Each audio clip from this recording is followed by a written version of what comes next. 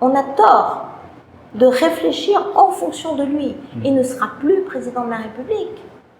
Et pourquoi on reste sur une stratégie de construction autour de sa personne? Il ne sera plus, c'est une certitude. Constitutionnellement, il ne peut pas. Donc, il est viré, en fait.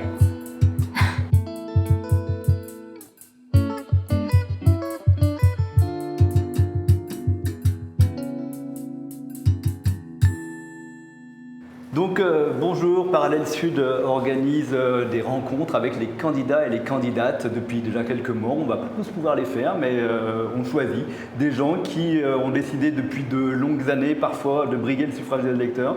Vous le briguez depuis très longtemps, donc on a envie d'en connaître un peu plus sur vous. Je suis donc Franck Sellier, encadré d'Olivier Secaldi, et nous sommes dans le bureau d'Éric Abarège, maire de Saint-Denis. Bonjour. Bonjour. Bienvenue. Donc on a déjà eu l'occasion souvent de parler de vos débuts en politique, la loi de Vaquet, l'ICN, etc. Il y a de la mémoire. Et il y a de la mémoire, et il y a 40 ans. Ouais. 40 ans de carrière déjà, on ne dirait pas, on ne les fait pas, hein. Personne ne les fait.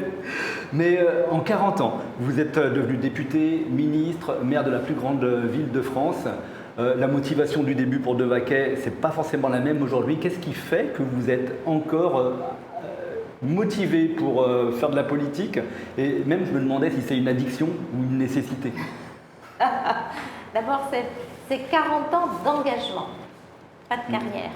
Je tiens beaucoup à la différence parce que moi j'ai une carrière professionnelle, j'ai un métier, j'ai passé des examens, des concours nationaux pour être titulaire de la fonction publique territoriale. Et donc ça, c'est ma partie professionnelle. Et à un moment, j'ai abandonné cette partie, je l'ai mise en tout cas en parenthèse pour m'épanouir dans mon engagement et aller plus loin. Et l'aventure de l'engagement commence il y a 40 ans avec Françoise Mollard. Et elle se transforme en mandat en 2008. Donc vous voyez, 90-2008, il s'est passé un petit peu de temps. Et en fait, je suis dans l'action élective depuis 2008 avec les différents mandats que vous avez cités.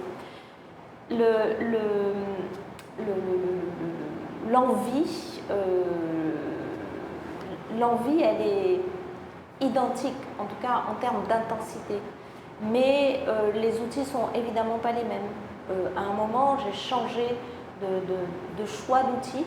J'ai abandonné cette partie-là de bénévole, militante, etc., en ayant aujourd'hui une partie de ma vie de militante politique, puisque je suis avant tout une militante du Parti Socialiste, et ensuite élective, parce qu'à un moment, il faut agir.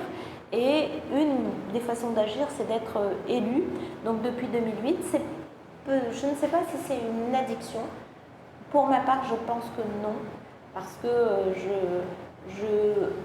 l'âge aidant, le temps passant, au contraire, je suis beaucoup plus apaisée et j'ai beaucoup plus de recul et de détachement vis-à-vis de ce que le monde politique peut offrir dans ce qu'il a de meilleur et dans ce qu'il a de pire.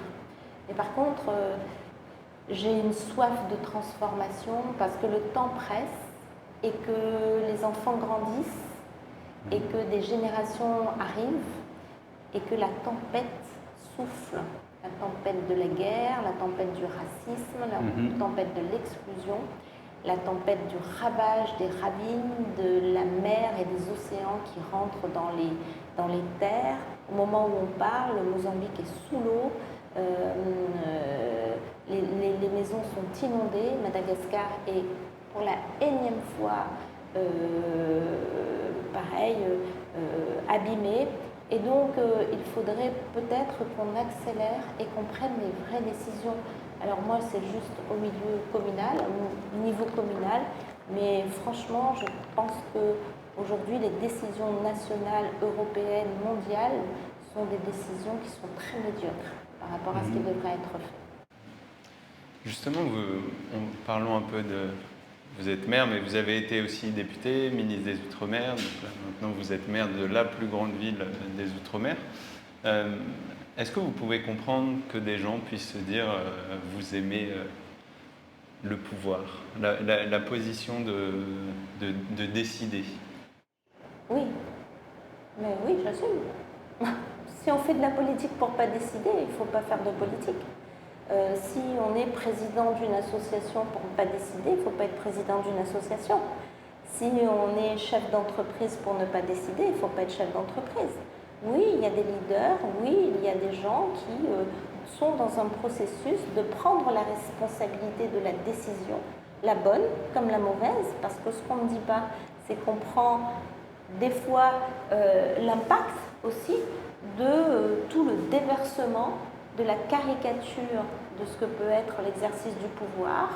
C'est une espèce aussi aujourd'hui facilitation par les réseaux sociaux qui évite le débat, qui assoit l'anonymat, qui permet la médiocrité et surtout le contournement et l'échappatoire que peuvent avoir les gens dans l'anonymat. C'est un danger fondamental pour la démocratie aujourd'hui.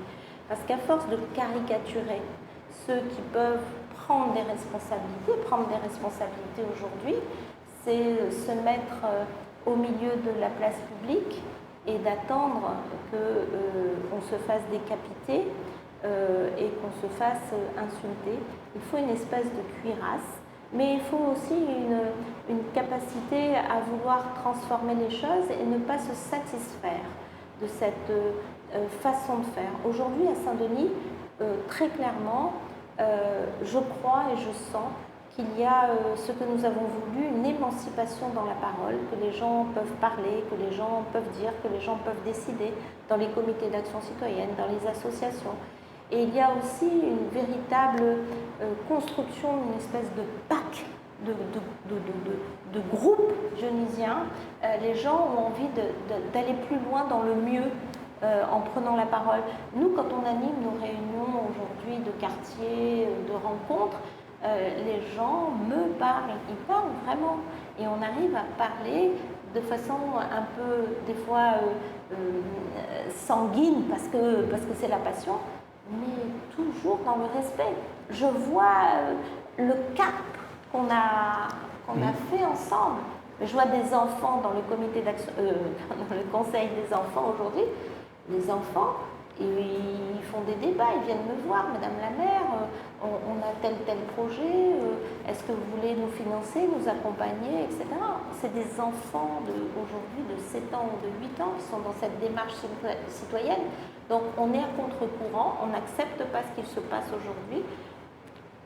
Ma volonté d'être en responsabilité pour mener les gens vers cet objectif d'émancipation, je l'assume totalement, ça c'est très très clair.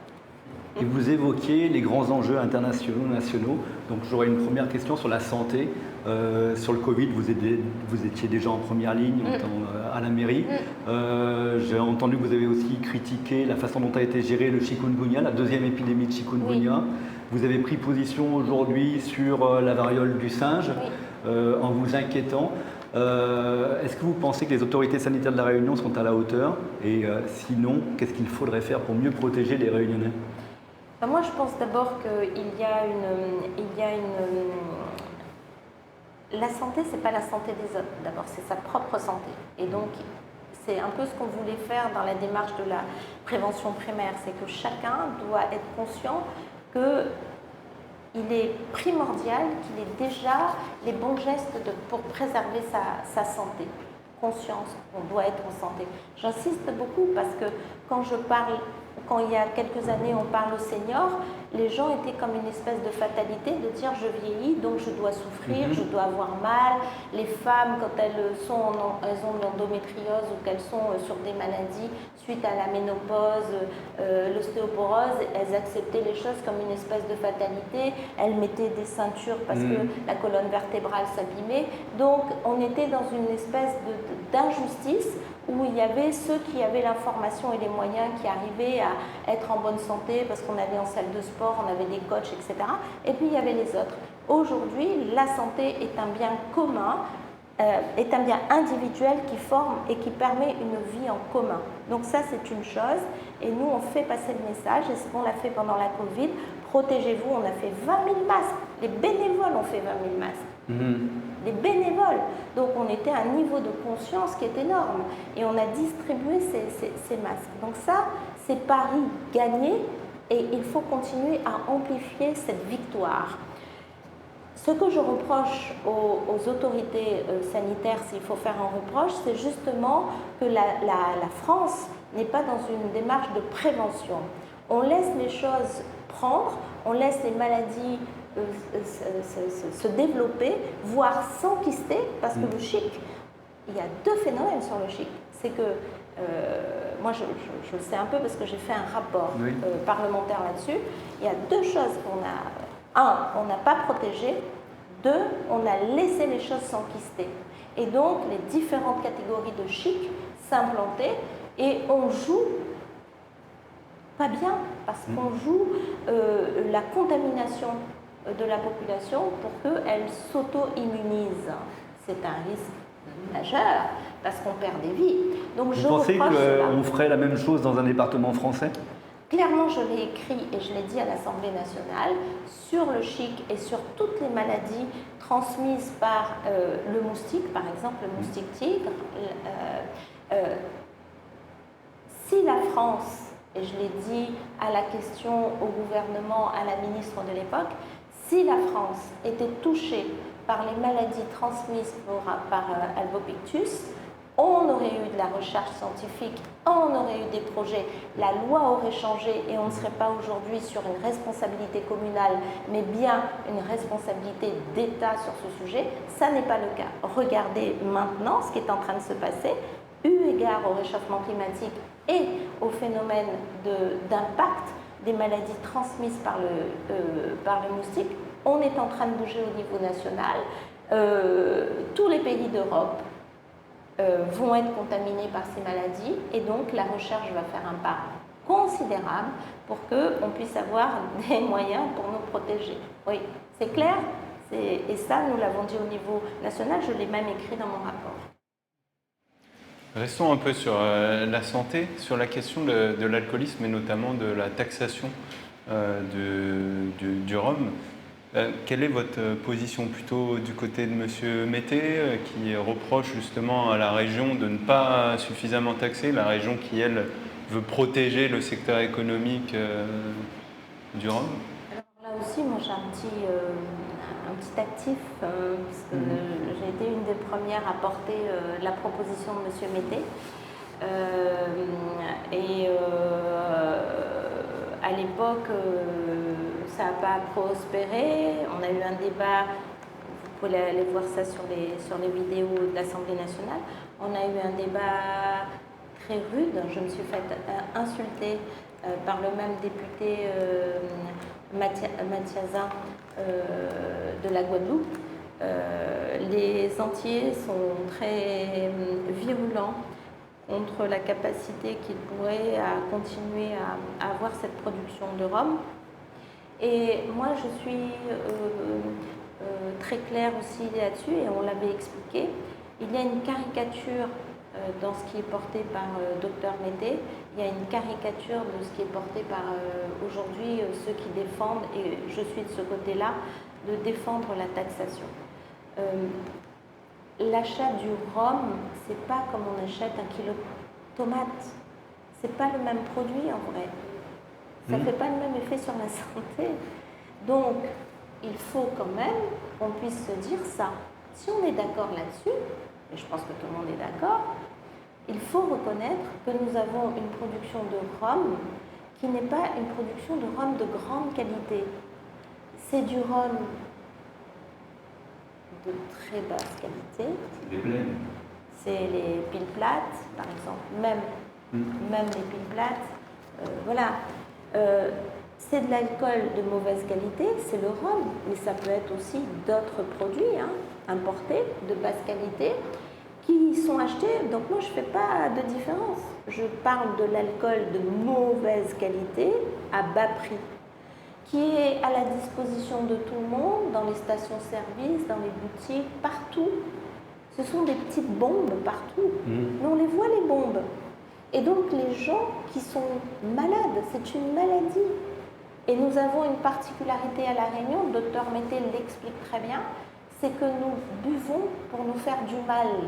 On ingurgite une dose. Oui, c'est la suralcoolisation. C'est la suralcoolisation violente pour se faire du mal. Il y a un mal-être derrière. Donc, il faut l'entendre ça. Que faisons-nous? Il faut soigner. Mais est-ce qu'il y a un travail... On le fait pour la cigarette. Oui, après c'est un combat national, c'est pour ça. Non, mais voilà, on en revient peut-être à la même... On est sur un combat national, là on est sur un combat sur des petites... Comment on fait la différence, dites-moi? La cigarette, on dit la taxation est un moyen de préserver la santé des gens. Pourquoi tout d'un coup, pour l'alcool, ça n'est plus un moyen de protéger?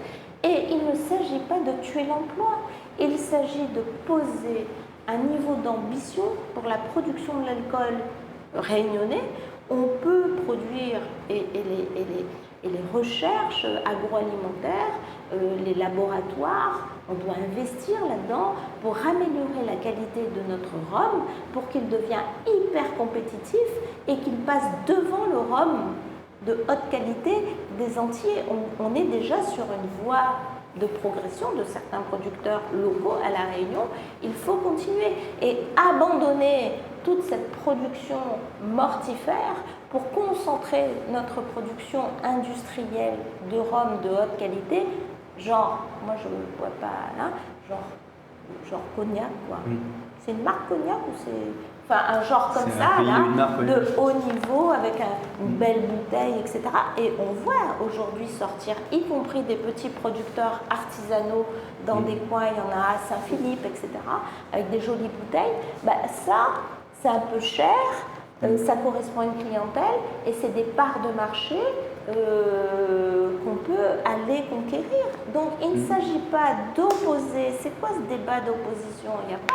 Mais il s'agit de protéger, c'est quand même nos enfants. Aujourd'hui, les très jeunes, les femmes, toutes les violences, les viols, les attouchements que subissent les femmes, les enfants, se transforment après en alcoolisation.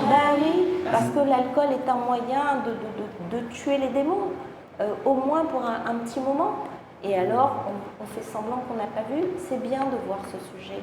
Et ce serait mieux de ne pas le caricaturer en vérité. Personne ne veut tuer l'industrie réunionnaise. C'est quoi ce sujet?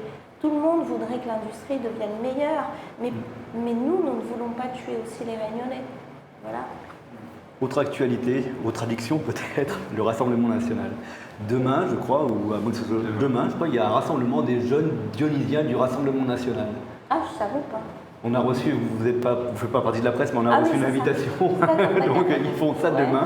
Ouais. Et déjà, ça peut paraître étonnant d'être jeune au Rassemblement national.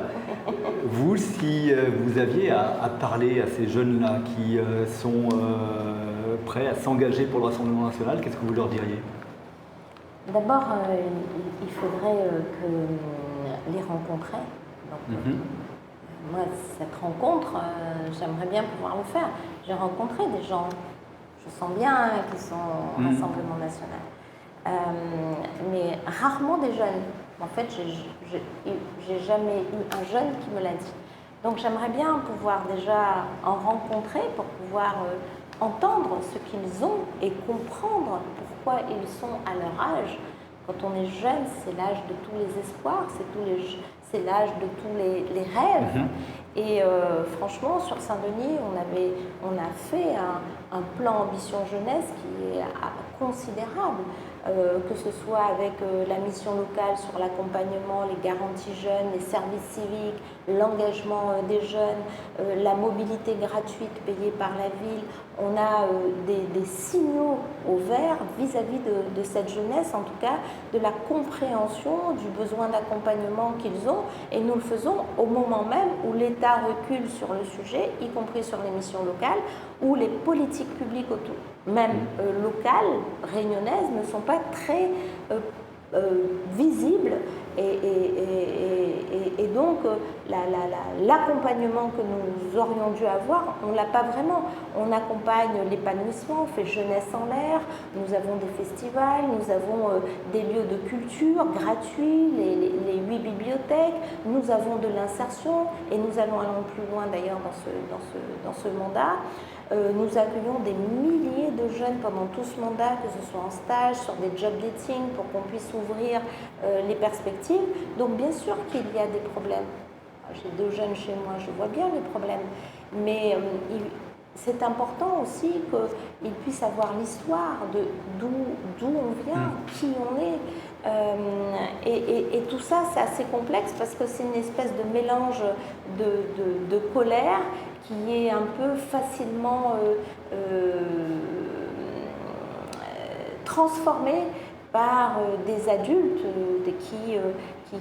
qui en font un sujet de démarche politique populiste. Et ces jeunes, je pense, mais je ne les connais pas, je pense que vraiment ils n'ont pas conscience de ça. On ne pourra pas vivre dans le rejet de l'autre, ça n'existe pas. Il n'y a pas de vie possible en rejetant l'autre. Ça s'appelle la guerre. Partout, c'est comme ça. Ça s'appelle l'exclusion. Et on est toujours l'exclu de quelqu'un. Si on commence à exclure quelqu'un parce qu'il n'est pas conforme à ce qu'on voudrait qu'il soit, on sera demain non conforme à quelqu'un d'autre. Et aujourd'hui, les critères d'évaluation de on est dans la norme ou pas, je le rappelle, sont des critères qui sont européano-centrés. Et nous ne sommes pas des individus européens purs, pour reprendre un critère Rassemblement national. Et pourtant, ça n'a pas empêché le Rassemblement national de faire des bons scores à Mayotte et maintenant à La Réunion. Oui, je pense que c'est la pauvreté, je pense que c'est l'isolement, je pense que c'est cette incapacité aussi de se remettre en cause, les politiques, les acteurs, d'écouter. Voilà, tout ça, c'est très complexe, c'est pas si facile, mais il y a une part de ça. Et puis, on a toujours La Réunion, écoutez, La Réunion, depuis qu'elle existe, elle se construit sur la peur, sur le rejet de l'autre, le jugement de l'autre. On a eu des vagues anti-ci, anti-ça, anti-truc, anti-oreilles, anti-malgache, anti-tout.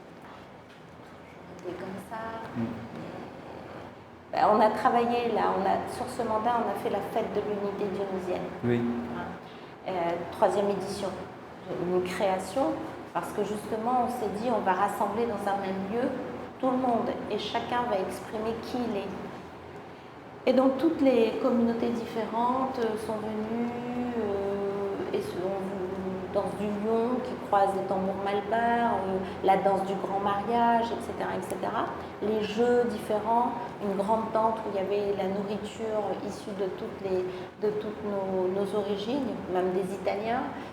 Donc tout ce qui a composé Saint-Denis. Et je pense que c'est aussi un moyen, c'est de regarder l'autre, goûter, l'apprécier, écouter sa musique, lui parler, etc. Ça casse des représentations et d'où l'idée de l'émancipation, la connaissance, l'éducation. Mais tout ça est tellement long et on se fait rattraper par toutes ces... tout ça. Justement, je vais revenir, on va rester un peu au Rassemblement national. Je vais citer Joseph Rivière qui, en réponse à ce que vous disiez, vous teniez pour responsable le Rassemblement national qui a soutenu le budget de 2026 et ce qui entraîne une réduction de 4,9 milliards d'euros dans la dotation globale de fonctionnement des collectivités. Lui, en réponse, il accuse la gauche d'être grand causeur, petit faiseur et il défend une position qui, selon lui, évitera le gaspillage de l'argent public. Qu'est-ce que vous avez à répondre à ça ? Non, d'abord, je vois qu'ils ne contestent pas qu'ils vont retirer 5 milliards des collectivités locales. Donc, il va dans mon sens. Il faut quand même que chacun prenne bien conscience que le Rassemblement national enlève une capacité d'action de 5 milliards aux collectivités locales. Et c'est énorme. Et il cache, encore une fois, et voilà les dangers du populisme. Voilà les dangers du populisme. Tu habilles une mauvaise décision en rejetant une idée reçue que tu amplifies. Les élus sont des voleurs, des tricheurs et l'argent public sert à mettre dans notre poche. Donc, Dites-nous merci parce qu'on va enlever 5 milliards aux tricheurs et aux voleurs. Quel grand mensonge! Quand les collectivités, elles agissent, d'abord elles agissent dans des règles, il y a des marchés publics, il y a des conseils municipaux, il y a des codes des marchés publics, des codes, etc., etc. Les choses se font, l'État, il y a un contrôle de la légalité, on peut dire que ça ne fonctionne pas, ça dysfonctionne, on dit ce qu'on veut, mais malgré tout, je vois bien que ça fonctionne quand même un peu dans cette France. Bon. Ensuite, en ce qui concerne la ville de Saint-Denis, j'ai eu vraiment cette mandature excellente, ça s'est très bien passé, mais au-delà de ça, les collectivités aujourd'hui, pour faire face aux besoins de la population, 36% des gens sous le seuil de pauvreté à La Réunion, à Saint-Denis, 42% des familles monoparentales, la moitié des enfants qui vivent dans ces familles monoparentales sont en grande détresse sociale, voire alimentaire. Lorsque nous faisons la cantine gratuite à 85% pour les familles, c'est une nécessité et ça coûte très cher. Ça coûte très cher. On pourrait dire « je ne fais plus », ce qui serait le choix je pense, de M. Rivière, puisque c'est un choix mortifère. Un enfant qui commence sa journée sans pouvoir manger, il n'apprendra pas comme le mien d'enfant. Et on creuse les inégalités. Quand je dis on accompagne les jeunes, les missions locales, ça coûte un bras. Je suis présidente locale de la mission, locale Nord, ça coûte cher.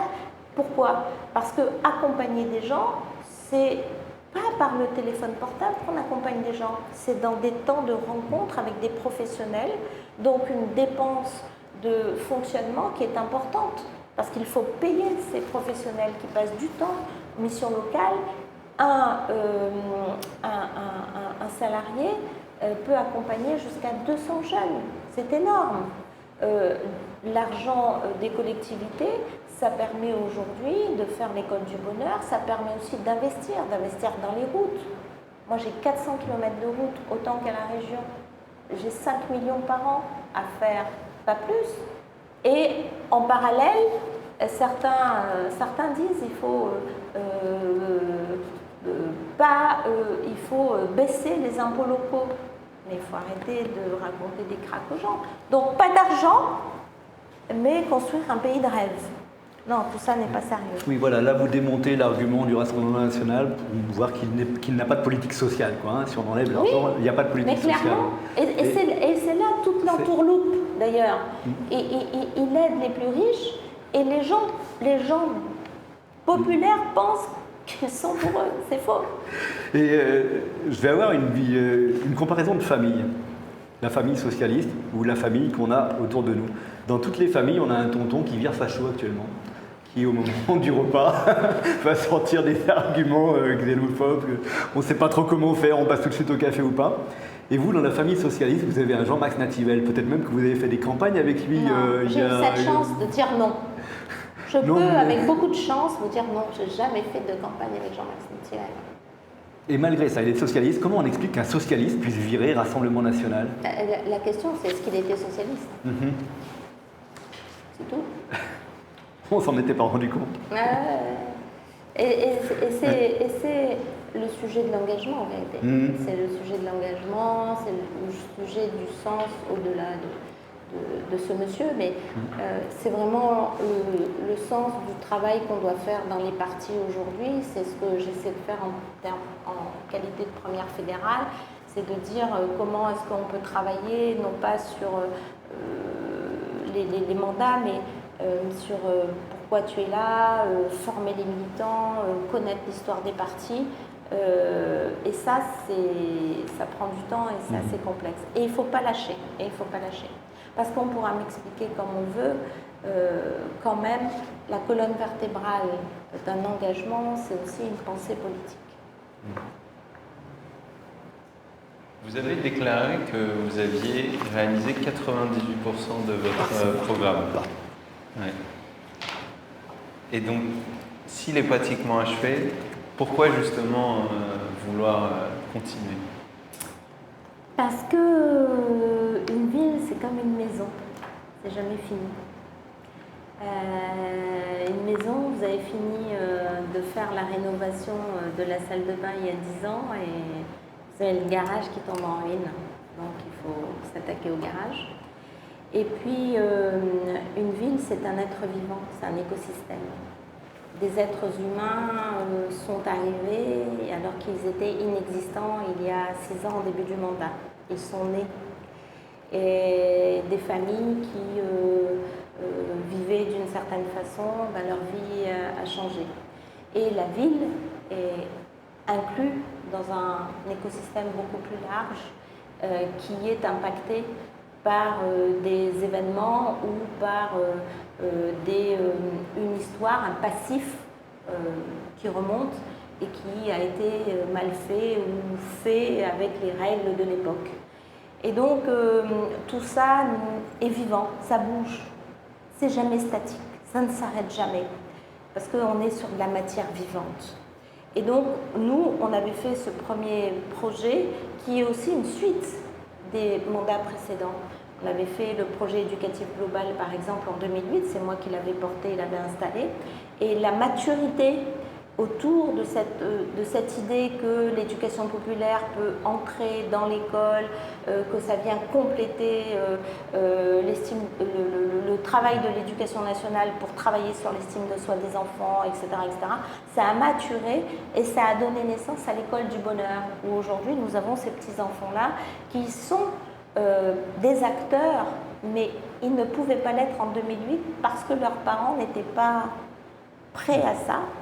Et aujourd'hui, les parents sont devenus peut-être des grands-parents, mais tout ce monde a maturé.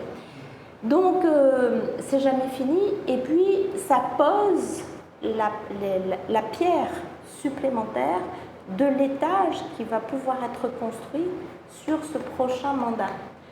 Un autre exemple, quand on fait les conseils citoyens du mandat de 2008-2014, finalement, ça a amené les Dionysiens à pouvoir faire les comités d'action citoyenne et le premier budget participatif de France. On est avant Paris. En quota, en crédit. Oui, en budget, 1,5 million par an, et en réalisation et en participation.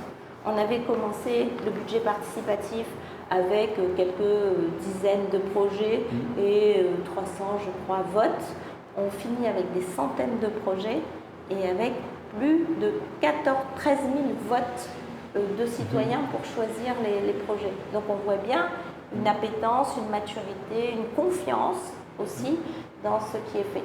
Donc oui, on a fini les engagements de ce premier mandat, c'était écrit, on a checké, on est à 98%, et ça nous permet maintenant de passer au prochain mandat qui sera dans un projet municipal qui continuera à faire épanouir cette ville et surtout à la transformer et à l'adapter au changement climatique, au désir de ces petits qui ont grandi, qui sont devenus des jeunes adolescents, des jeunes, peut-être des parents, et qui attendent autre chose parce qu'ils sont issus de la génération de 2008 et qu'ils ont maturé dans autre chose.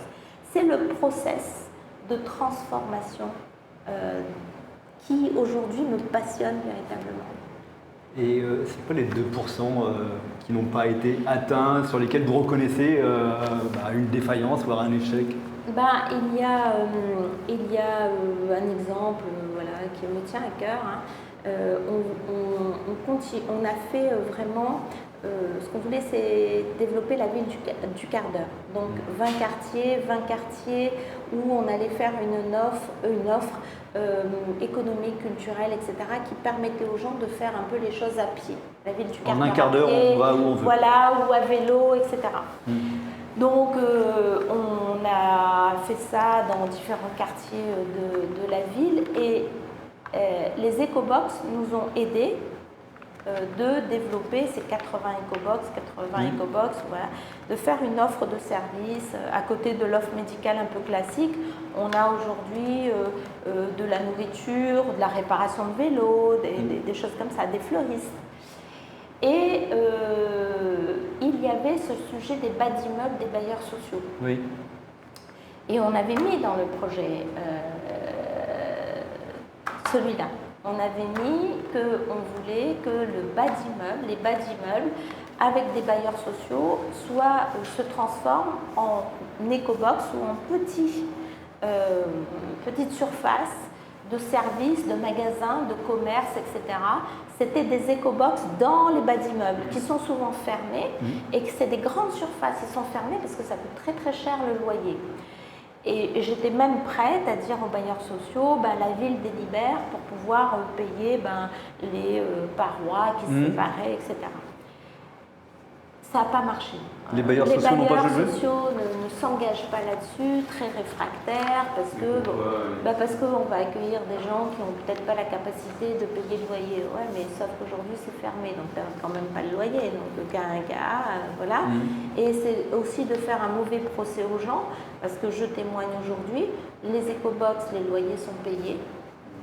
On a fait des aides au CCAS au premier outil de travail, c'est-à-dire que je fais un prêt via le CCAS aux personnes bénéficiaires du RSA. Vous êtes jardinier, coiffeuse ou autre, vous êtes au RSA, vous voulez faire votre service, mais il vous faut acheter votre matériel. On vous prête jusqu'à 2 500 € et vous nous remboursez après. 90 personnes qui étaient au RSA sont devenues des chefs d'entreprise. Et je témoigne que ces personnes remboursent leurs prêts. Donc, ces personnes, c'est de faire un mauvais procès, de dire qu'ils ne sont pas sérieux. Donc, voilà un exemple où on n'a pas réussi, mais ça va être à nouveau dans ce projet. Après, c'est un slogan, et un slogan peut être trompeur parce que 98% de réussite de vos engagements, ça j'imagine que c'est documenté, oui. Mais est-ce qu'on peut penser que le Dionysien est à 98% satisfait, quoi ? Est-ce que l'idée c'était le bonheur, hein, le mandat qui vient de s'échouer, est-ce qu'on peut quantifier le bonheur et de se dire qu'on est à 98% de l'atteinte ? On ne peut pas quantifier le bonheur. Enfin, moi, je n'arrive pas à quantifier mon bonheur, mais non, l'idée de ce document, c'est d'abord de dire que on dit 98% et c'est en rouge, hein, donc ça veut dire qu'on veut que les gens le lisent, de nos engagements sont tenus, réalisés ou en cours. Et quand on dit en cours, par exemple, la transformation de Prunelle, bas de la rue Maréchal Leclerc, Butor, etc., c'est commencé. Par exemple, vous voyez Bouvet, la réhabilitation est commencée. L'école Bouvet va être refaite. Et cette année, on va faire l'école provisoire. Donc tout ça est commencé, mais la transformation d'un quartier, c'est commencé. Évidemment, en 6 ans, on ne peut pas signer en bas à droite et dire on a tout fait. Donc, un, c'est de dire on est transparent. 2, c'est un résumé des rencontres nous dit nous fait. Parce que dans le mandat, je le rappelle, c'était un engagement de campagne, c'était de dire nous allons rencontrer la population tous les 2 ans pour faire un état de là où nous sommes dans l'exécution du projet pour lequel nous ont fait confiance. Et donc, tous les 2 ans, nous avons tenu notre parole et nous avons fait des réunions publiques dans les quartiers avec rencontres, questions-réponses, etc. C'était ouvert, les gens sont venus et on s'est expliqué sur ce que nous avions fait et ce que nous n'avions pas fait. Pour objectiver cela, nous avons aujourd'hui une organisation administrative, puisqu'un cabinet est venu organiser l'administration dionysienne pour qu'il y ait de la transversalité. Et nous avons un logiciel qui a été acheté et qui est renseigné par les directions pour que nous puissions dire ça en est où, ça en est où, ça en est où. Donc les éléments que nous avons sont outillés et objectivés. C'est très important parce que ça fait le lien avec la démocratie, le RN, etc. etc. Plus il y a de choses racontées sans base argumentée, plus nous, on essaye d'objectiver et d'argumenter nos positions pour essayer de faire un débat solide et recréer de la confiance. Et donc objectivement, autour de quel thème va tourner votre programme pour la prochaine mandature? La vie. Une petite précision? VIE. Non. Et après la survie. Qu'est-ce que c'est la vie? La vie, c'est l'essentiel en fait. Et moi, j'observe comme vous, le monde, la Réunion, tout ça. Et je trouve que la vie, elle n'est plus précieuse. Elle est consommée comme n'importe quoi. C'est pas possible. Il faut qu'on reprenne conscience que c'est l'essence de ce qu'on est. On est en vie. Et il y a l'essence et le sens aussi. Il faut que les gens, et c'est pas du blabla. Aujourd'hui, les gens, quand ils viennent nous voir, ils disent, Madame la maire, moi, il veut faire une affaire, il m'en a un projet, je veux ci, je veux ça. Il y a du sens dans la vie des gens. Les gens, ils sont pas là comme ça. Hein. Ils ont des désirs, ils ont des rêves. Et donc, je veux sublimer la vie. Je voudrais que les gens prennent conscience que c'est quelque chose d'incroyable. Et ça se décline et c'est une prolongation de ce premier mandat, puisque par exemple dans ce premier mandat, on a dit vieillir est une chance. Et on a mis en place le plan senior en action. 5 € l'année, vous avez une activité par semaine. Vous avez 4000 seniors qui font du golf, de la piscine, de la marche, de la danse, etc. Il faut les voir à 90 ans sur Saint-Denis, comment ils sont, ils sont très occupés, ils n'ont plus le temps. Ils ont une vie sociale, ça permet de rompre l'isolement et de leur redonner une place d'arc-boutant solide dans la famille, parce que la famille est particulièrement percutée aujourd'hui, et si on la consolide, ça permet aux gens de survivre et de pouvoir reprendre un peu de l'air.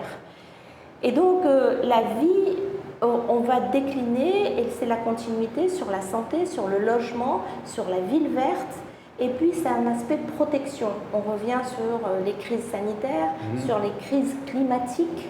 On passe à côté de grosses catastrophes où on peut avoir de nombreux morts, sur les addictions. On a un gros phénomène qui nous percute aussi. Aujourd'hui, c'est ce trafic de drogue dure, le narcotrafic. Donc, moi, ce que nous souhaitons, au regard de ce qu'on a entendu, de ce que les gens nous disent, c'est de leur dire, votre vie, elle est sacrée, elle est importante. Et vous avez des politiques publiques qui permettent aujourd'hui, et c'est ce qu'on a mis là, et c'est ce qu'on mettra en plus dans le mandat qui vient, vous avez des politiques publiques qui vous permettent de la chérir, de la protéger, pour pouvoir protéger et accompagner ceux que vous aimez. C'est de la considération, la vie. Plus les gens, plus nous nous considérons, plus nous avons d'estime de soi, la confiance en nous. Et ça, c'est l'école du bonheur, c'est la pratique du sport en famille, c'est les runs marmailles, c'est tout ça. Tout ça, c'est un gros phénomène. Plus tout ça prend de l'ampleur, plus les gens considèrent la vie et leur vie comme quelque chose de valant la peine.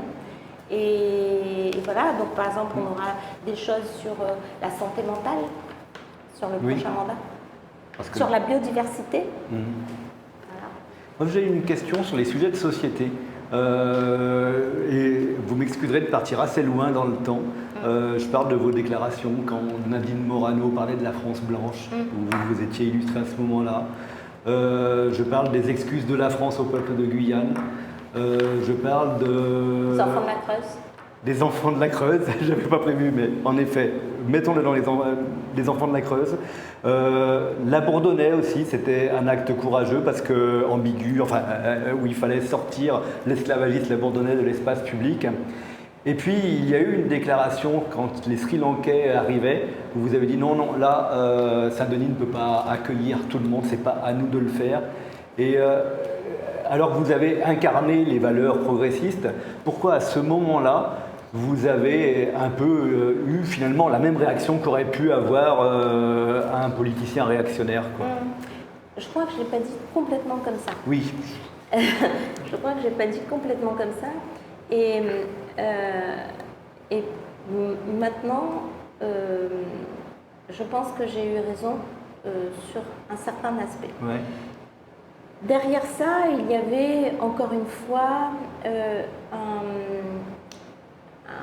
un grand silence. Personne parlait. Personne parlait des Sri Lankais. Vous oubliez de dire que j'ai été la seule à descendre à Gilo quand il y a eu les premiers Sri Lankais qui sont arrivés. À du parc, là, non, quand ils étaient parqués. Ouais, et je suis allée avec les avocats donc Maître Mdouari.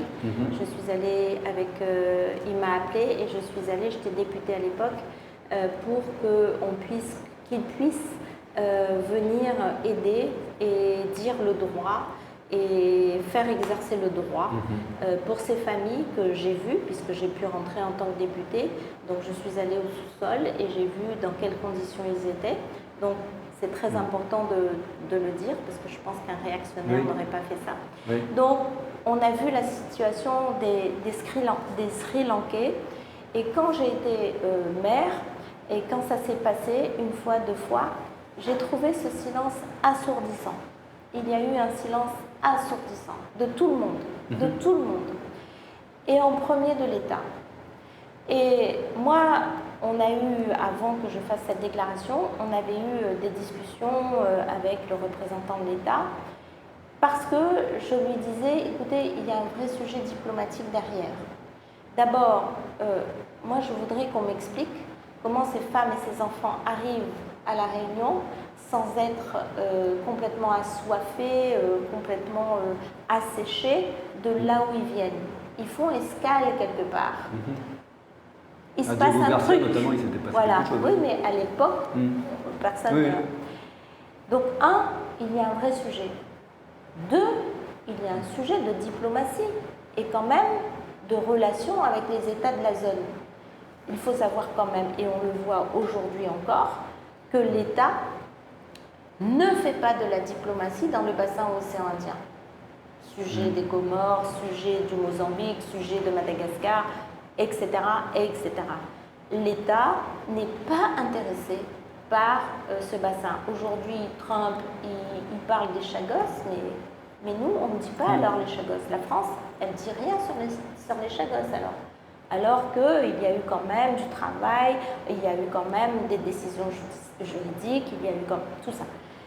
Donc, nous, on dit à un moment donné, dans ce silence, on dit à l'autorité et on dit, mais quand même, il faut qu'il y ait une démarche diplomatique pour savoir ce qui se passe depuis le Sri Lanka, qui sont ces gens qui prennent les bateaux et qui font ce voyage extrêmement dangereux pour venir ici, ce qui est quand même ahurissant, pour venir ici. Parce que c'est le job de la France et des Nations Unies, d'un moment donné, d'avoir conscience pour protéger la population. Et on réduisait le sujet, au final, à la capacité d'une mer à accueillir des gens. C'était inouï ce sujet. Et donc, moi, j'ai dit ce que j'ai dit en disant, OK, les gens arrivent, posons le sujet de la capacité de ce territoire réunionnais à être une terre d'accueil. C'est ça le sujet. On est une terre d'accueil, historiquement, mais quand on a été une terre d'accueil, c'était une terre d'accueil de gens forcés à venir. Ils étaient parqués, ils étaient considérés comme des meubles. Aujourd'hui, si nous sommes une terre d'accueil, nous devons nous organiser pour faire des centres, pour faire des choses comme ça, et pas dire à la mère de Saint-Denis, vas-y, ils sont là, t'as qu'à les prendre, ça ne se passe pas comme ça. Donc ça, et c'est vrai pour eux, mais c'est vrai également pour les femmes victimes de violences. Aujourd'hui, il n'y a pas de capacité d'accueil. Nous, à Saint-Denis, nous avons des centres d'hébergement, par exemple, sur les SDF. Il faut savoir que Saint-Denis reçoit tous les SDF de La Réunion.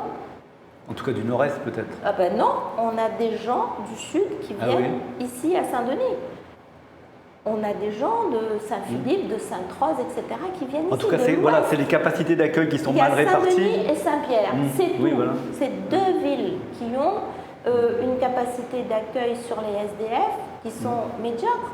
J'ai fait un courrier au président du département et à l'État pour dire, mais prenez de l'argent et développez des structures de solidarité un peu dans l'île, au moins sur les 4 arrondissements. Vous imaginez, la personne, elle quitte Sainte-Rose et elle se retrouve dans une ville comme Saint-Denis.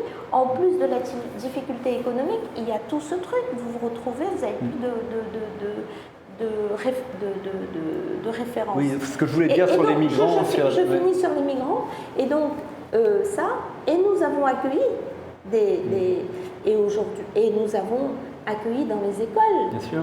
Et aujourd'hui, nous avons une petite fille qui, au bout de 6 mois, elle était bilingue, elle parlait français. Bien sûr, ils se sont certains intégrés, certains repartis. Donc ce que je voulais dire, c'était, certes, la capacité d'accueil est mal répartie sur l'île, mais en vrai, la Réunion, par rapport au faible nombre de migrants illégaux, c'est rien les migrants illégaux à la Réunion.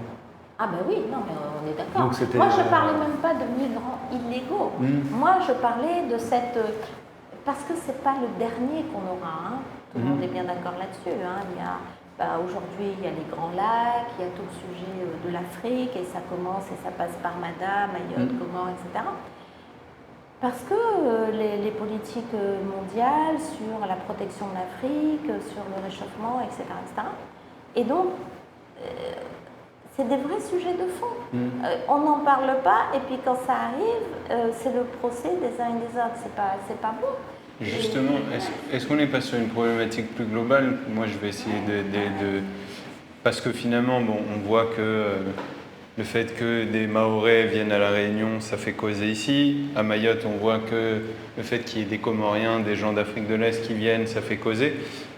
Est-ce que la problématique, elle n'est pas plutôt finalement une problématique que rencontrent à la fois Mayotte et La Réunion, qui sont deux territoires, en tout cas français, européens, voilà, mais qui sont finalement un peu laissés pour compte, et où ces questions-là, j'ai l'impression que les deux politiques, que ce soit les politiques réunionnais et les politiques mahorais, se renvoient un peu la balle, alors qu'en fait, finalement, on a un État qui est censé, là je le rappelle pour les gens qui vont nous écouter, c'est à l'État français de s'occuper de la politique d'accueil des personnes, en tout cas, qui cherchent à être reconnues comme réfugiés.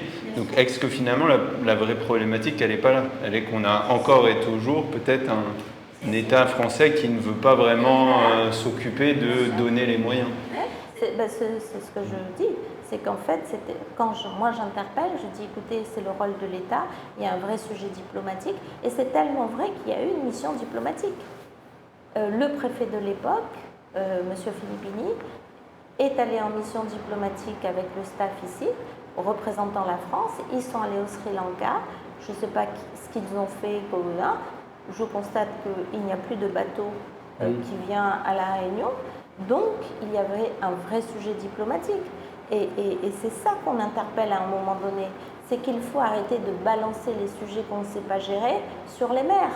Hein, on n'est pas le réceptacle de toutes les problématiques qui ne sont pas réglées avec courage par ceux qui doivent les régler. Et l'État, je le redis, ce que je disais, l'État français n'est pas en présence politique diplomatique dans le bassin océan Indien. On s'est caché pendant très longtemps derrière la COI. La COI n'est pas à la hauteur, n'est pas l'outil qu'il faut pour avoir un rôle diplomatique. Je ne parle pas d'économie, je ne parle pas de suprématie, je ne parle pas de tout ça. Je parle d'une présence diplomatique dans le bassin océan Indien, qu'on puisse parler aux pays, de tous les pays, y compris continentaux, comme l'Afrique, les continents comme l'Afrique, comme l'Asie et les pays qui sont continentaux de l'Afrique et de l'Asie, pour que nous puissions, je ne sais pas moi, avoir une ligne politique de ce qui est possible de dire et de faire dans cet État. Regarde, c'est fou. On n'a toujours pas réglé le sujet de Mayotte au jeu des îles. Mais c'est quoi ça? On se voile la face, on ne veut pas en parler, mais qui pourrait reprendre l'initiative? Vous dites la COI, elle ne sert plus à grand-chose, elle n'a peut-être pas... L'ONU, à la limite au niveau international aussi, l'ONU avec Trump est en train de perdre du pouvoir. C'est peut-être une intelligence locale, une intelligence régionale à faire en sorte de refaire vivre la COI. Les Réunionnais sont souvent plaints d'avoir juste un strapontin, la COI, alors qu'ils pouvaient revendiquer... Les statuts de la COI ne nous permettent pas aujourd'hui d'avoir une représentation. Quand vous allez aux Jeux des îles aujourd'hui, ceux qui représentent les Jeux des îles, c'est l'État, ce sont les États. Et donc, dans le périmètre officiel, hein, moi je l'ai vécu pour Madagascar, je l'ai vécu à Maurice, j'étais députée avant que je suis allée.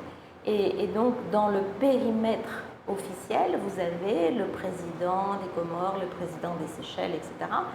Et la France, s'il n'y a pas un ministre ou un président, il n'y a personne. La COI a été taillée pour les îles-États. Et la Réunion n'est pas une île-État. Et donc, un président de collectivité ne rentre pas dans le carré.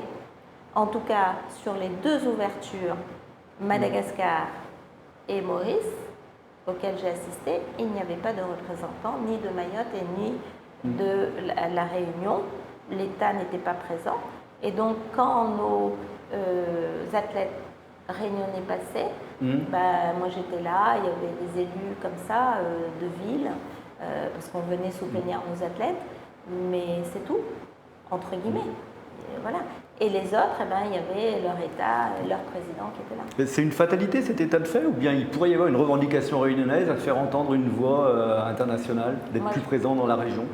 Je pense que, c'est ce que Vergès disait à raison, c'est qu'il y a aujourd'hui des vraies possibilités, j'allais dire encore plus que dans son temps, parce que on a des outils qui nous permettent de pouvoir assister, peut-être même sur un strapontin, mais assister à des réunions internationales, d'organisations qui touchent les pays de l'océan Indien, et écouter. Serrer la main à quelqu'un, c'est déjà bien. Ça marque sa présence. Développer de la coopération. Il y en a un petit peu entre la ville de Saint-Denis et, j'imagine, peut-être des villes à Madagascar, des villes à Maurice. Je ne sais pas si ça vit encore. Au Mozambique. Cette année, on a fait un 20 décembre international. On a reçu 4 pays d'Afrique qui sont venus porter leur culture et défiler avec nous. On a choisi, nous, à Saint-Denis, de faire des partenariats un peu moins institutionnels. On est allé chercher les partenariats de terrain et c'est plus concret. Ça nous permet de faire des projets concrets, d'avoir le contact population. Mais par exemple, sur le Mozambique, ils sont venus en 24. Nous, on est partis les voir en 2025.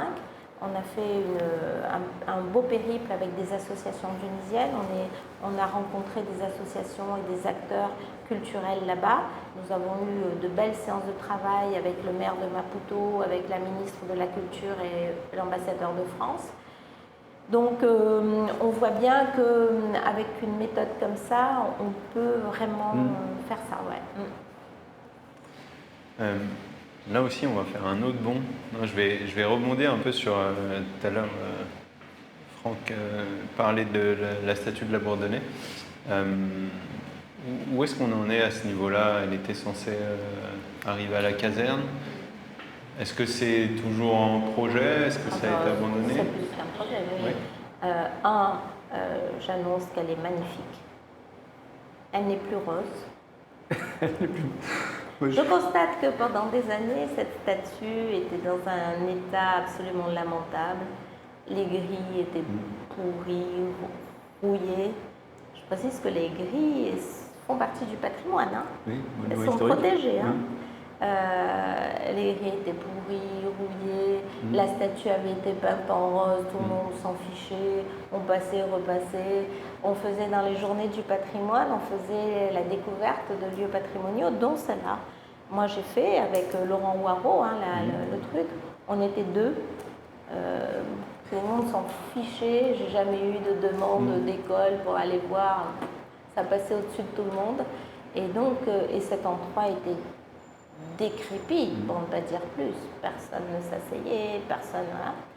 Donc, on a donc dans les règles de l'art, puisque cette procédure d'enlèvement de cette statue fait l'objet d'une procédure qui a été validée par les services de l'État et le ministère de la Culture. dans un protocole d'intervention qui est acté, signé, reconnu, qui a permis de prendre un permis de construire, qui est lui-même pas contesté, et un permis de démolir et un permis de construire. Donc, moi j'ai été entendue au début de la procédure dans un entretien avec je ne vais pas dire le titre bien de ces personnes, mais de garants du ministère de la Culture du Patrimoine national, qui est venu m'entendre à la ville pour prendre tout ça. Et ça a été retiré, la statue a été retirée dans les règles de l'art avec tout ce qu'il fallait pour ne pas l'abîmer. Elle a été mise dans un étui qui dans va un bien, lieu secret. Et dans un lieu secret parce que on ne voulait pas que des gens viennent lui faire du mal. Et on a passé un marché, donc c'était une procédure très longue, tout ça. On a passé un appel d'offres, et donc il y a eu un artisan local qui s'est attelé à remettre le tout en état. Donc aujourd'hui, la statue est dans un lieu secret. Elle est magnifique, comme jamais elle a été belle. La Bourdonnais est très beau. Les grilles, les pierres, enfin tout l'ensemble du bâtiment est parfait. Nous sommes aujourd'hui sur la phase de finalisation de la signature avec les Fazoilles, puisqu'il a fallu discuter avec les Fazoilles pour savoir où on allait installer la statue, de trouver le bon endroit par rapport à l'histoire, par rapport au bâtiment des Fazoilles, par rapport aux statues qu'il y a déjà dans le périmètre historique du jardin. Et donc, c'est eux qui nous proposent, donc on est OK, la DAC est OK pour le lieu. Et donc là, on est en finalisation de la convention. Donc, si les gens nous laissent travailler, la Bourdonnais, comme moi, je n'avais jamais vu la statue comme ça, on verrait. On ne l'avait jamais vue aussi belle. Donc là, il va être réinstallé dans cet endroit aux côtés du poilu, parce qu'il y a une statue de poilu là-bas. Donc il y a comme ça des grandes statues qui sont dans ce jardin, et lui, il viendra compléter le triptyque, parce qu'il y a 3 aujourd'hui belles statues. Il viendra se mettre là-bas. D'accord. En tant que militaire, mais plus en tant qu'esclavagiste. En tant que militaire.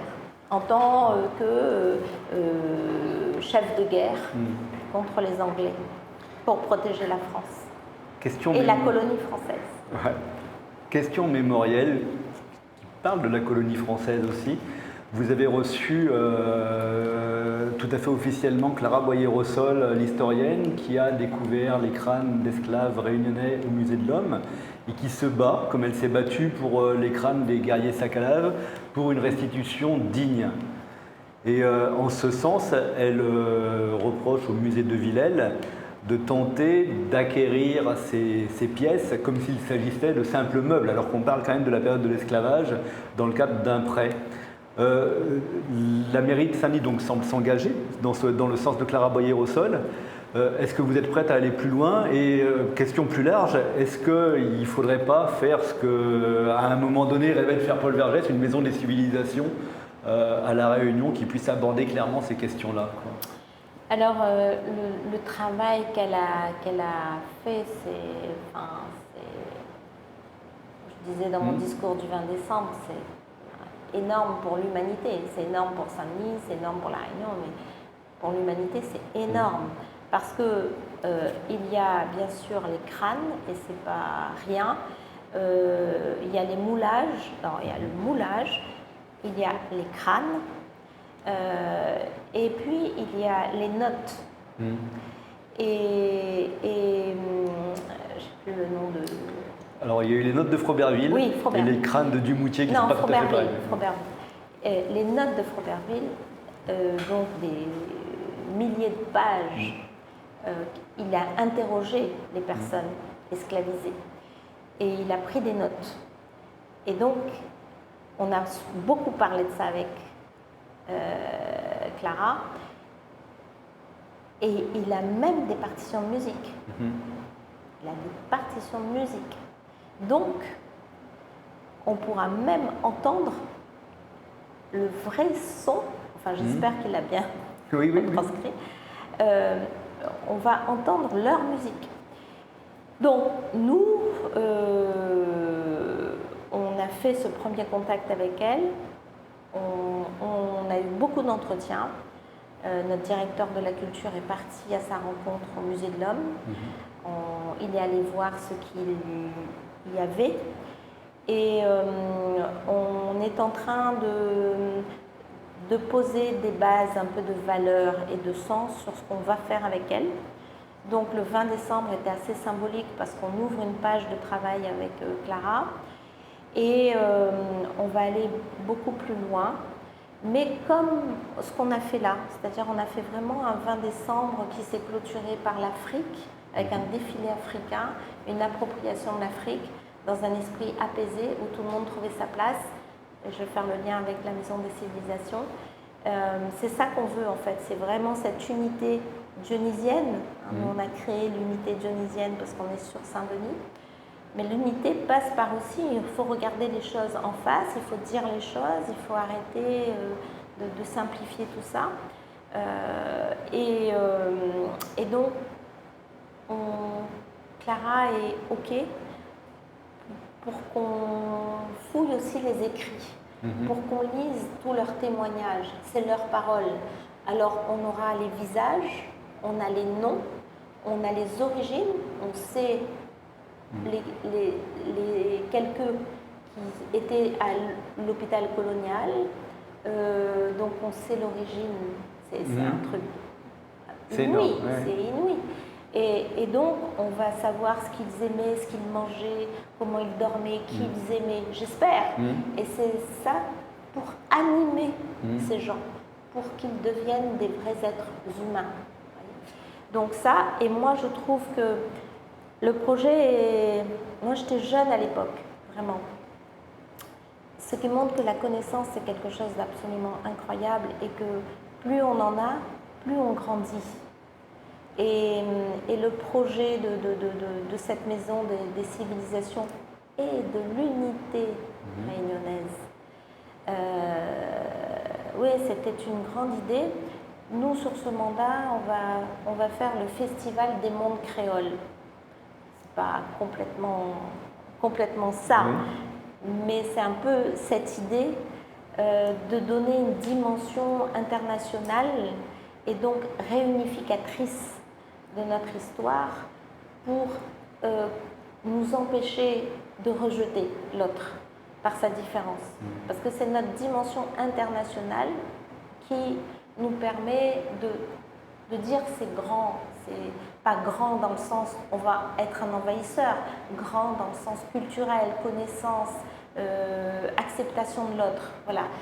Et donc, mais ça aujourd'hui plus personne n'en parle, et c'est je pense maintenant qu'il faut parler de cette affaire, de revenir sur cette... On a perdu beaucoup d'archives, je crois, voilà. Mais... Et ça soulève encore beaucoup de souffrance quand les communautés apprennent que leurs ancêtres sont dans les réserves d'un musée, ça fait mal. Et pas dans des... Enfin, elle nous explique comment on est reçu, comment on dépose les caissons, avec les... On dépose les caissons. C'est pas des caissons, en fait. Donc... mais parce que moi j'entends les critiques, pourquoi on va remuer tout ça, mais je vois qu'ils sont un petit peu minoritaires. Ce que je constate, c'est que ça provoque aussi de la joie et de la reconnaissance. Le 20 décembre, cette année, on était 80 000 personnes de toutes les couleurs, tout le monde s'est retrouvé, y compris dans le défilé. On n'a pas regardé, on n'a pas sélectionné la cafritude pour défiler. On a sélectionné l'engagement pour porter un message d'humanité autour de ces personnes qui ont été des meubles et leur reconnaissance. On sait que leur reconnaissance permet la construction de l'unité, en fait. Parce que dans l'unité, il y a les Indiens, il y a les Chinois, les oreilles, les témoins, mais eux, en fait, ils n'ont ni visage, ni nom, ni rien. Et en fait, il manque une pièce au puzzle. Il manque une pièce au puzzle.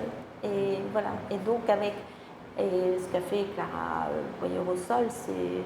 Enfin, je ne sais pas si tout le monde a bien conscience de ce qu'elle a fait là. Hein.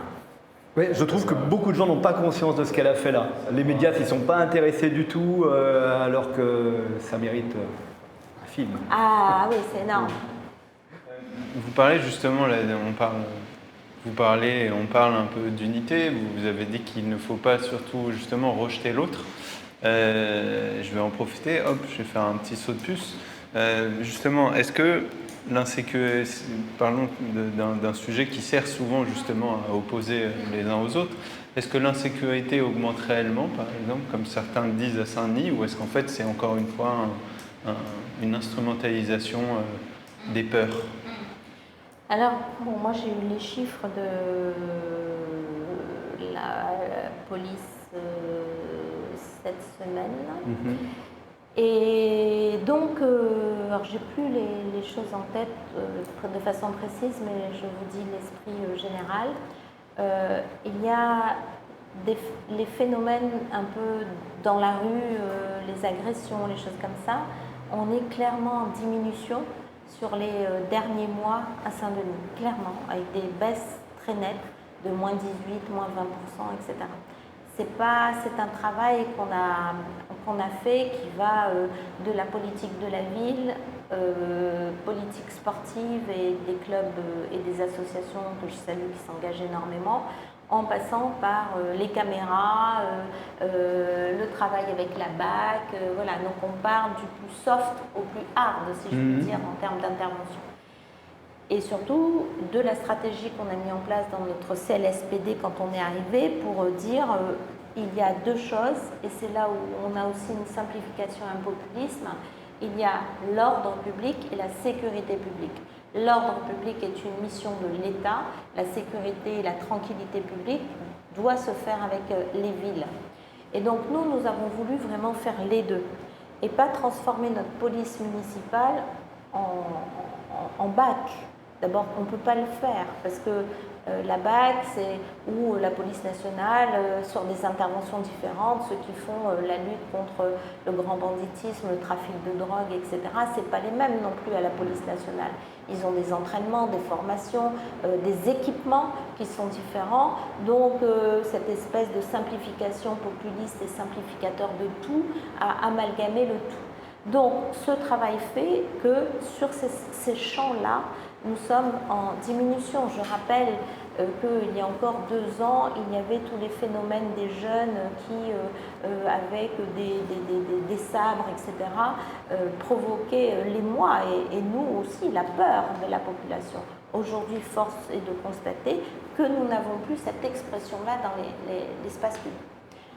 L'autre chose, ce sont des phénomènes très importants et qui se développent, qui ont été en augmentation. Les augmentations sur les sujets qui augmentent, c'est des augmentations qui ne dépassent pas 10%, en dessous de 10%. Donc il n'y a pas d'explosion sur les phénomènes qui ne sont pas positifs.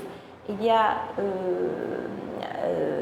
les violences faites aux personnes et dans lesquelles on englobe les violences intrafamiliales, qui sont quand même c'est un phénomène vraiment très très très inquiétant parce qu'il n'y a plus de limite d'âge, il n'y a plus de limite de rien du tout et elle dépasse même l'espace public puisqu'aujourd'hui c'est même plus que derrière les portes puisque ça se fait dans l'espace public.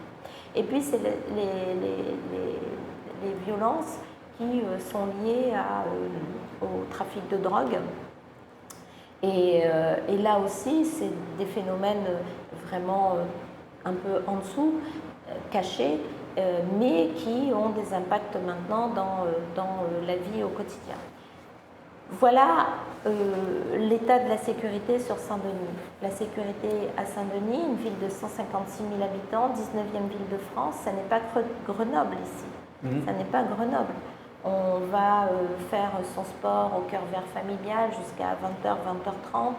On fait 20 décembre, 14 juillet, fête de la musique, c'est 150 000 visiteurs.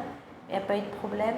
80 000 personnes sur le 20 décembre, zéro problème. La ville se développe, c'est une des villes les plus attractives de la Réunion, puisque nous avons une progression de 0,9-1% de la population. Nous sommes le premier bassin économique, donc il y a une attractivité claire. Aujourd'hui, nous avons récupéré l'arrêté préfectoral qui nous fait ville touristique sur une augmentation de nos lits et de notre offre touristique. Ça veut dire qu'aujourd'hui, vous avez des gros investisseurs qui viennent mettre de l'argent sur Saint-Denis pour le développement de la capitale parce qu'ils y croient et parce qu'il y a de la sécurité. On n'investit pas dans une ville pour faire des grands hôtels 5 étoiles sans avoir une espèce de conviction que les choses se développent. Et les choses se développent parce qu'on est en sécurité. Voilà. Et Saint-Denis se développe. Et est-ce que ça risque pas d'être au détriment de petits quartiers? Et là, j'en viens à une question qui est obligée de venir, c'est le cyclone Garance, la colline. Vous avez dû, avec les services de l'État, respecter les règlements et puis les rapports en vigueur. Mais y avait-il pas moyen de transiger pour laisser ces familles de la colline rester plus sur leur lieu de vie historique? Voilà les nouveaux phénomènes où les choses ne s'arrêtent pas en fait. La colline, c'est une délibération d'Auguste Legros en 1984 qu'on a retrouvée, où Auguste Legros, d'ailleurs Gilbert Annette était dans l'opposition à cette époque.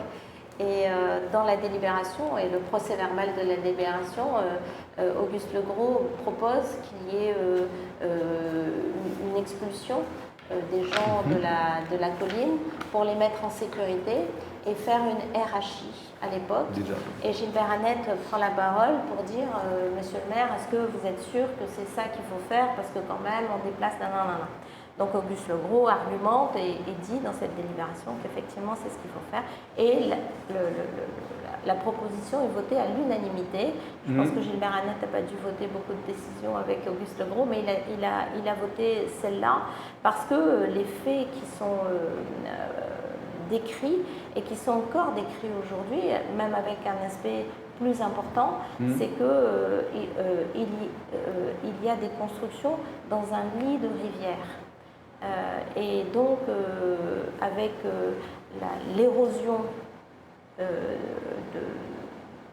de l'amont et les roches qui tombent, je suis allée regarder à la rivière des Pluies avec un habitant qui m'a emmené jusqu'à la plateforme de transfert des eaux d'est en ouest qui part depuis la rivière des Pluies.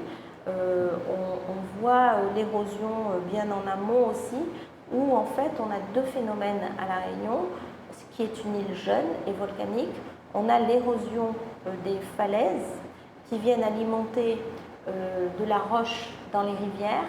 Et sur Saint-Denis, c'est très très bien décrit par des scientifiques, dont David Lorion, qui est géographe, complété aujourd'hui par des analyses d'hydrogéographes de l'Université de La Réunion, qui explique que sur Saint-Denis, nous avons une espèce de cuvette, et quand la cuvette déborde, l'eau dévale rapidement. Et on a eu, c'est pour ça que je disais du passif d'aménagement, on a eu pendant 60 ans, le Chaudron a 60 ans, a fêté ses 60 ans l'année dernière, on a eu pendant 60 ans une politique d'aménagement qui a été voulue par les gouvernements et présidents successifs, qui a été, et le bon côté des choses, la disparition des bidonvilles pour que les gens puissent être dans un habitat digne à l'époque. Donc, mais il fallait construire très vite, donc ils ont construit très vite. Et sur Saint-Denis, c'est documenté ce que je dis, puisqu'on a lu ça, surtout dans les données universitaires. À Saint-Denis, qui était la ville capitale, ville-préfecture, l'État a dit aux élus locaux, on va canaliser les rivières, on va assécher les cours d'eau et pour qu'on puisse construire rapidement. On a asséché sur le butor, sur le chaudron, sur le butor, sur la source, sur Belle-Pierre. On a asséché et on a cru dans les années 60 qu'on pouvait dompter tout ça. Et on a mis les immeubles rapidement et on a dit on va canaliser les rivières et vous allez pouvoir construire autour. On a construit la Trinité, on a construit 2 canaux, etc. autour de ces rivières. Aujourd'hui, c'est l'inverse.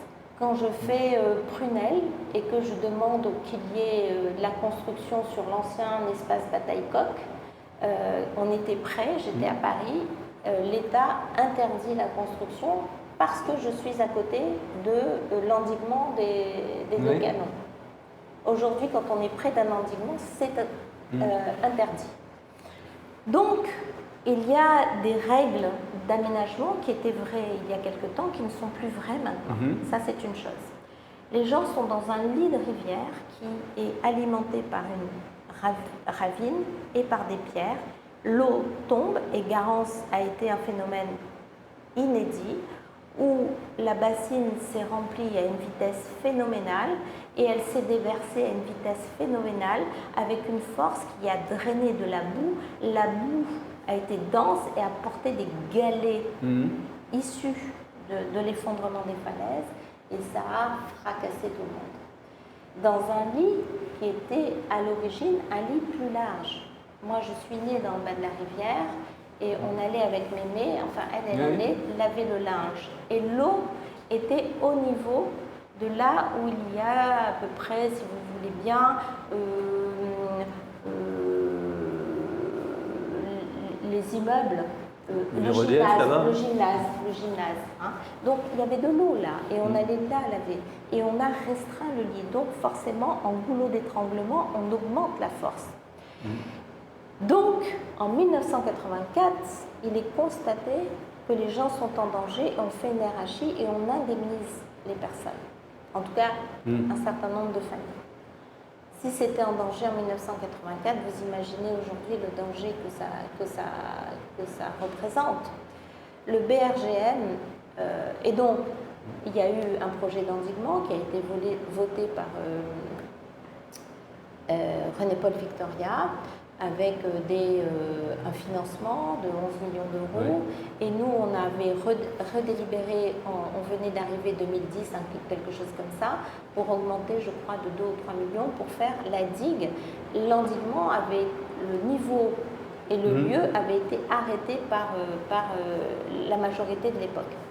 Et quand il y a eu Garance, après Garance, l'État et le BRGM a fait un rapport sur l'état des maisons qui existaient et dans le rapport, il était écrit très clairement que pour certaines maisons, au-delà du risque de Garance, au-delà de tout, les maisons pouvaient s'effondrer à tout moment. Et le maire aujourd'hui, avec la loi de transfert des compétences sur les rivières à la CINOR, n'a plus la compétence de rentrer dans les rivières. Par contre, s'il se passe quoi que ce soit, j'ai une responsabilité pénale importante. Et puis une responsabilité morale. On ne va pas laisser les gens mourir tout en sachant qu'ils peuvent mourir. C'est le sujet de la vie. Même si justement, parce que si on parle de la vie, on peut aussi parler du choix de choisir si on vit, si on meurt, comment on fait. Voilà. Peut-être que parce que là on est dans une situation, voilà, des gens qui vivent là quand même depuis longtemps, et finalement on vient leur dire. Moi, vous savez, si la loi demain permet à ce que je n'ai plus du tout de responsabilité et que on ne fait pas un procès d'intention a posteriori parce que les gens n'étaient peut-être pas au courant, que même quand ils ont signé que leur vie était en danger. C'est un choix, effectivement. C'est un choix de disposer de sa vie. Mais il ne faut pas après qu'il y ait une responsabilité pénale derrière et une responsabilité morale. Mais au-delà de ce sujet, se pose le problème de la protection des régions insulaires. Il faut être sérieux aujourd'hui. Quand, comment il s'appelle, le ministre des Outre-mer, Manuel Valls, arrive pour faire la visite après Garance, je l'emmène dans la ravine Butor pour dire, et il me dit, bah, qu'est-ce que je fais là? Parce qu'il y avait aussi M. Bénard qui avait perdu sa maison, qui avait tout perdu. Ah oui, M. Bénard. Voilà. On a mis en place quand même des dispositifs qui n'avaient pas été mobilisés sur les fonds Barnier, etc. Donc je l'emmène et il me dit, mais pourquoi? Je lui dis, mais parce que c'est ta responsabilité, monsieur le ministre. Les ravines, c'est toi aussi, et vous n'avez pas entretenu les ravines depuis le transfert de compétences. Et l'État pensait qu'il n'y avait pas de responsabilité de l'État. Parce qu'en France, ça n'est pas le cas. Et donc, ils ont fait une consultation juridique. Et en juillet, nous avons eu une réunion à la préfecture avec le préfet Emmanuel Valls. Et la compétence de l'État a été confirmée par cette analyse juridique. Donc aujourd'hui, l'État, grâce à nous, la situation juridique a été révélée. L'État a curé certaines ravines qu'il n'avait jamais curées depuis X temps. Ce sont des millions d'euros. Et la CINOR a signé le PAPI et la GEMAPI sur certaines rivières pour pouvoir débloquer des fonds européens et des fonds d'État pour pouvoir faire les travaux qui vont bien. Donc, cette chose est une chose sérieuse, très sérieuse. J'ai pris mon risque, mais j'ai pris mes responsabilités avec courage et j'ai assumé des choses très vilaines, très moches qui ont été dites, qui ont touché ma personne, mais j'accepte, encore une fois. Mais c'est dommage qu'on ne fasse pas les vrais débats. Les vrais débats, c'est ceux-là. C'est une population qui doit se mobiliser. Et nous, c'est ce qu'on a demandé, et j'ai demandé à la ministre actuelle, quand elle est venue, qu'on puisse faire un vrai programme d'investissement, pas pour Saint-Denis, pour l'île de la Réunion. Ce qui s'est passé à Saint-Denis se passera à Saint-Joseph, à Saint-André, à Saint-Benoît, à Sainte-Marie, à Sainte-Suzanne, à Saint-Paul, à Saint-Louis, à Saint-Leu, partout, partout, partout, se passera le même sujet. Et il y aura des centaines de morts partout. Parce que il nous faut aujourd'hui avoir, c'est ce que je propose, il nous faut avoir un plan européen de protection des régions insulaires françaises pour que nous ayons, on a eu un DOCUP, on a eu un POE, on a eu un FEDER, pour qu'on puisse avoir des écoles, des lycées, des collèges. Il nous faut un programme opérationnel européen pour la mise en place d'outils de protection des populations insulaires face à leurs risques climatiques. La houle, qui va barrer la mer quand l'océan fera une houle de 4, 5, 6 mètres de haut. Ça va commencer déjà par le SAR qui est en examen cette année. Théoriquement, à la fin de l'année, il y a dedans. Il faudra protéger les rivières. Comment on les fait? Ça n'est pas que de l'endiguement. Aujourd'hui, il y a d'autres techniques de protection. Est-ce qu'on pourra protéger les falaises qui s'effondrent? Partout, je vois, partout. Donc, aujourd'hui, le débat, il est sérieux. Sérieux, vraiment très important. Et nous, on a porté la reconnaissance de l'État de sa compétence, la présence de RTM qui ne venait pas, les rapports du BRGM, la protection des populations, la possibilité de protéger tout ce qu'on peut protéger en berge pour pouvoir maintenir les habitations partout où on peut maintenir les habitations parce que c'est de l'intérêt des gens et de l'intérêt des maires de le faire, sinon on n'aura plus d'endroit où faire vivre les gens. On ne déplace pas les gens par plaisir. C'est pas vrai ça. On est touché par ça, bien entendu. Mais il faut les protéger. Il faut les protéger. Si demain il y a une loi qui dit chacun peut jeter son corps à la mer, ok, mais ce n'est pas le cas. Et ce serait dommage que ce soit le cas. Parce qu'il faut qu'on protège la vie.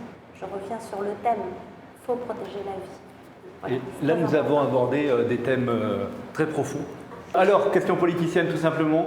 Deux plateformes à gauche, celle du Get-Bello, celle d'Erika Barège. Enfin, c'est pas comme ça qu'elle s'appelle, mais je viens de le simplifier méchamment.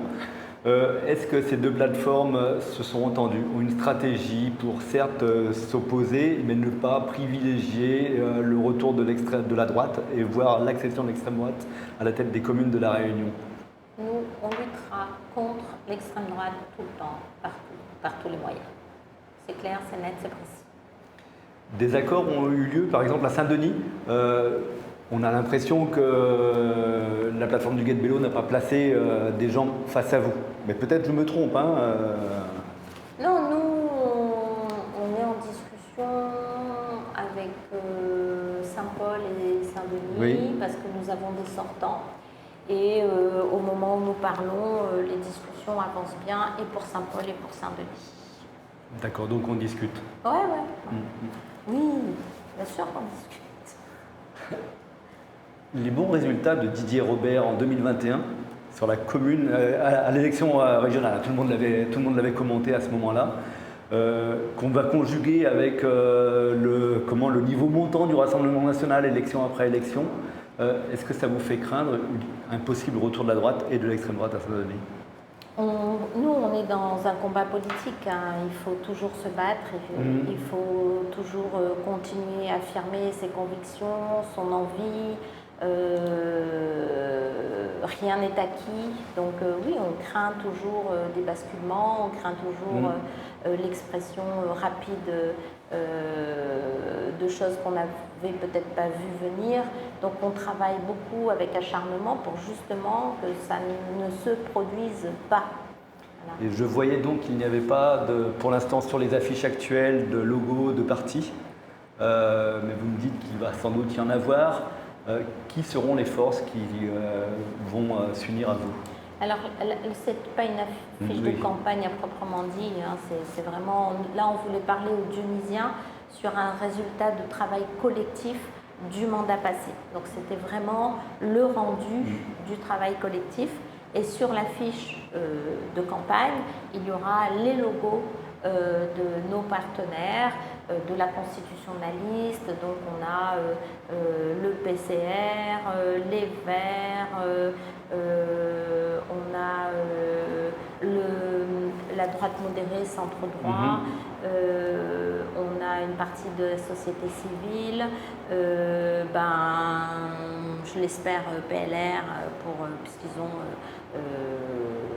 des places sur la liste comme pour les sortants là. Donc voilà, c'est plutôt large, quoi. C'est plutôt large. Alors, vous avez déjà dit Macron compatible. Qu'est-ce que vous pouvez faire comme bilan de mandat d'Emmanuel Macron? Mais qui me dit Macron compatible? Ceux qui veulent me dire Macron compatible, n'est-ce pas? Peut-être au début, quand il n'y avait pas de candidat En Marche face à vous, c'était lors du premier mandat, lors de la première élection législative? Non. Deuxième. Oui. Deuxième. C'était 2017. On a appelé à voter au deuxième tour. Oui. Au deuxième tour, face à Le Pen. Donc vous avez un J'espère que regard vous avez très voté critique. Le Pen, Macron et pas Le Pen. C'est sûr que j'ai pas voté Le Pen. Ben voilà. Voilà. Mais un journaliste n'a pas le droit de dire ça. Non, mais Oui. on est dans des choses très très concrètes. Très concrètes. C'est ça. Moi, j'ai fait la campagne, j'étais dans l'équipe de campagne de Benoît Hamon. J'ai voté Benoît Hamon. J'ai fait Benoît Hamon. Je regrette que le travail journalistique ne le dise pas. Voilà. J'ai toujours eu le logo socialiste. Au deuxième tour, se posait la question entre Le Pen et Macron. Vous me posez la question, qu'est-ce qu'on fait face à Le Pen? Je vous dis qu'on ne fait pas Le Pen. Et je n'ai pas fait Le Pen. Et donc, j'ai tout fait pour que les gens ne fassent pas Le Pen sur la ville. Et c'est normal.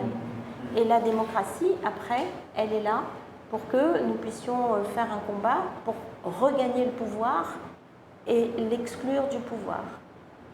Et nous avons été, en 2017, quand j'étais députée, nous avons été dans l'opposition.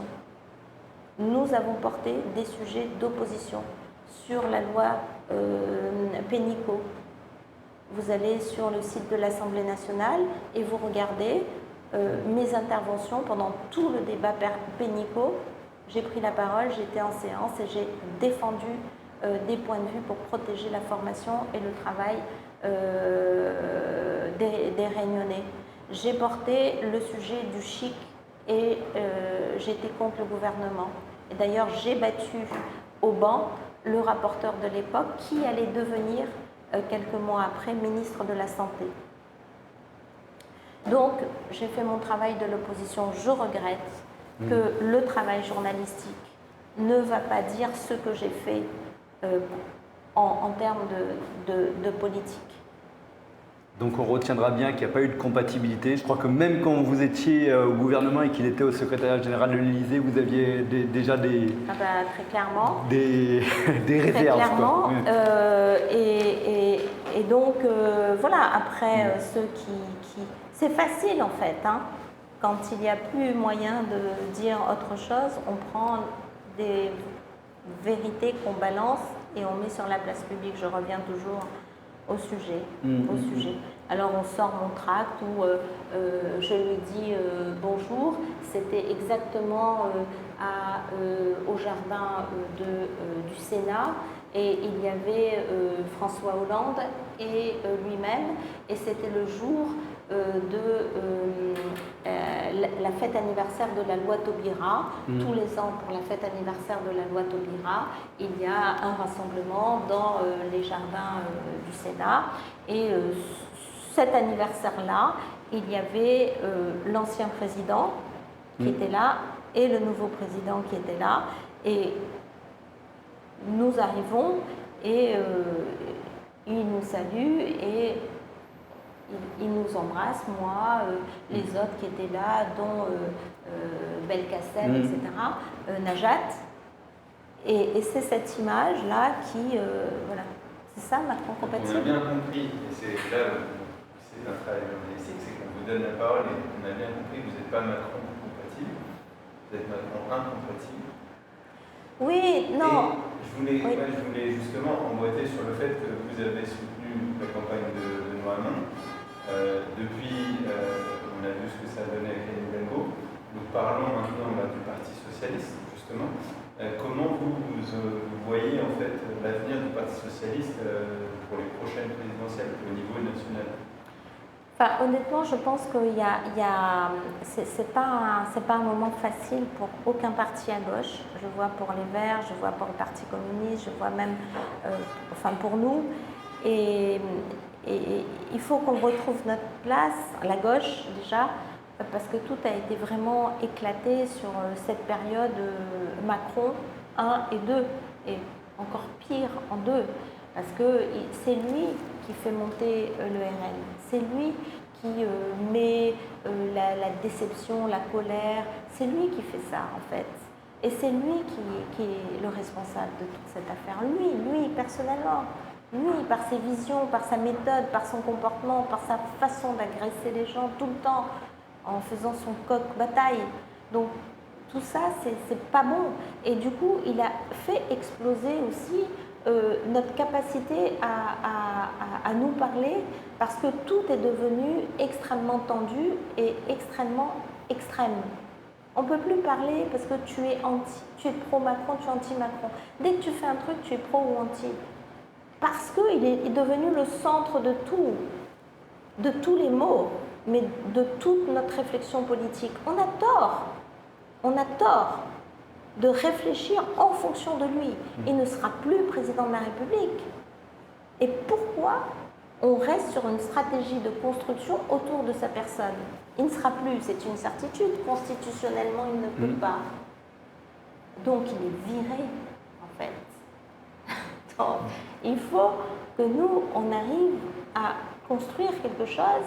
C'est un peu ce qu'a essayé de dire et de faire notre premier fédéral, Olivier Faure. Il a essayé de dire, il ne sera plus là. Est-ce qu'on ne peut pas faire un truc qui permet de sortir quelque chose? Après, chacun a ses ambitions. Moi, je ne parle pas des ambitions des uns et des autres. Je parle de la démarche politique. Et on n'en est pas loin. On n'est pas arrivé. On en est très loin. On en est très loin. Et nous, en tout cas, ce qu'on essaye de faire ici, c'est d'essayer de pouvoir parler de façon élargie avec les uns et les autres pour qu'on puisse ne pas rentrer dans ce piège, dans ce piège-là qui est affreux, hein, parce qu'on quand même, on voit monter les choses et on aura pas beaucoup de choix. Je crois que nos dernières questions portaient là-dessus, justement, sur la trumpisation du monde. Donc je crois qu'on l'a finalement, ça se dessine dans ce que vous dites. Ce que je vous propose, c'est de terminer sur les 5 questions rapides